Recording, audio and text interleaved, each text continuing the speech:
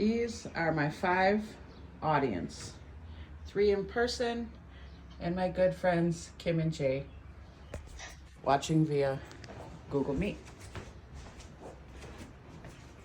Oh, You can go ahead and sit. Sit. It's all good. Just Okay. doesn't need to be close up, so we're good. All right. Coffee. Over 60% of Americans drink coffee. Is also known as the most popular drink in the U.S. according to the Food Institute. But not all coffee is created equal. Standard brew, espresso, cold brew, and crafted drinks are consumed by hundreds of millions of cups every day in the United States. Starbucks in 2024 had sales of over $36 billion. That's almost 100 million per day. And that's just one company.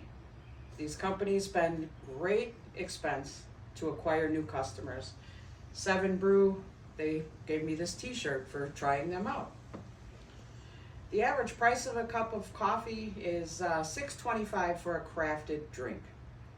So for a medium or grande craft drink every day, that would cost over $2,200 a year.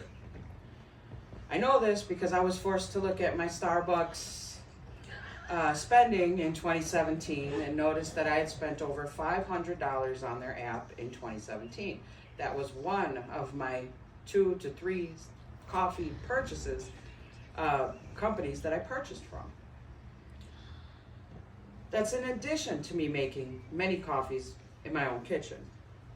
Obviously, I had to do something. So I decided to make my drink of choice, which is a venti quad caramel macchiato with oat milk. Quad being 4 shots. Ooh. This will cost you $8.91 to order at Starbucks. Most places are right around the same price for that same drink. I drink these daily. So to buy them would cost about $3,252.15 per year. Give or take a free drink from their loyalty reward programs.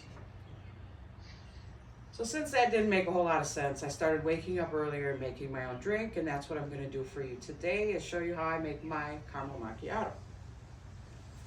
I've made thousands of this exact drink in my own kitchen.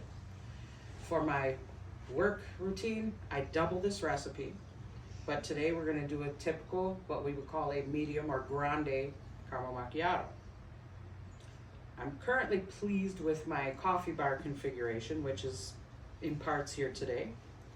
I have a 9-bar DeLonghi espresso machine, bars being the barometric pressure measurement that pulls hot steam through very fine coffee grounds.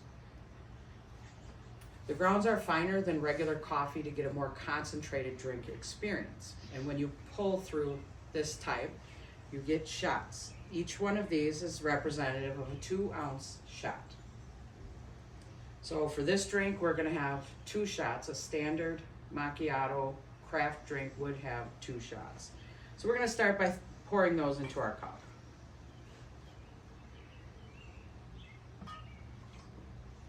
Then I'm going to add, I like about a 1/2 ounce of caramel flavored syrup.